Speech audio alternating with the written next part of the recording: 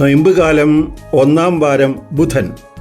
തിരുവചനം: യോന നീനിവേക്കാർക്ക് ഒരു അടയാളം ആയിരുന്നതുപോലെ മനുഷ്യപുത്രൻ ഈ തലമുറയ്ക്കും ഒരു അടയാളം ആയിരിക്കും. ലൂക്കയുടെ സുവിശേഷം 11-ാം അധ്യായം 30-ാം തിരുവചനം. ഇന്നത്തെ സുവിശേഷത്തിൽ യേശു അത്ഭുതകരമായൊരു മാനസാന്തരത്തിൻ്റെ കഥയാണ് നമ്മുടെ മുമ്പിൽ അവതരിപ്പിക്കുന്നത്. നീനിവേ അസീറിയയുടെ തലസ്ഥാനമായിരുന്നു. സമ്പത്തും അഹങ്കാരവും ഒപ്പം എല്ലാ തിന്മയും ഭരണം നടത്തുന്ന ഒരു പട്ടണമായിരുന്നു നീനിവേ. നീനിവയുടെ മാനസാന്തരത്തിനു വേണ്ടി പ്രസംഗിക്കുവാനാണ് കർത്താവ് യോനയോട് ആവശ്യപ്പെട്ടത്. ഇസ്രായേൽ ജനതയെ ആക്രമിക്കുന്ന ശത്രുപക്ഷത്ത് നിൽക്കുന്ന നീനിവേ നശിക്കണം എന്നാണ് യോന ആഗ്രഹിച്ചിരുന്നത്.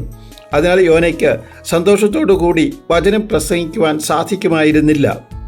എങ്കിലും അവസാനം കർത്താവ് ആവശ്യപ്പെട്ടതനുസരിച്ച് യോന പ്രസംഗിക്കുകയാണ്.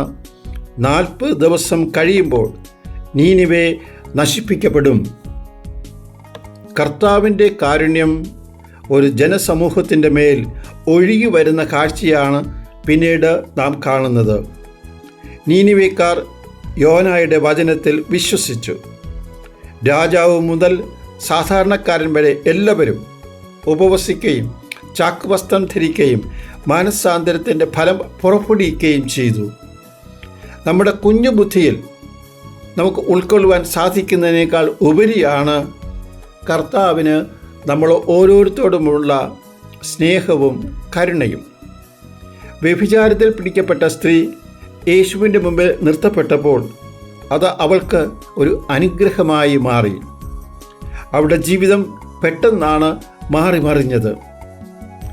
നാം ആരംഭിച്ചിരിക്കുന്ന ഈ നൊയമ്പ് കാലവും ഒരു അനുഗ്രഹമായി മാറുവാൻ, കർത്താവിൻ്റെ ഇടപെടൽ നമ്മുടെ ഓരോരുത്തരുടെ ജീവിതത്തിലും ഉണ്ടാകുവാൻ ഈ വേളയിൽ നമുക്ക് പ്രാർത്ഥിക്കാം.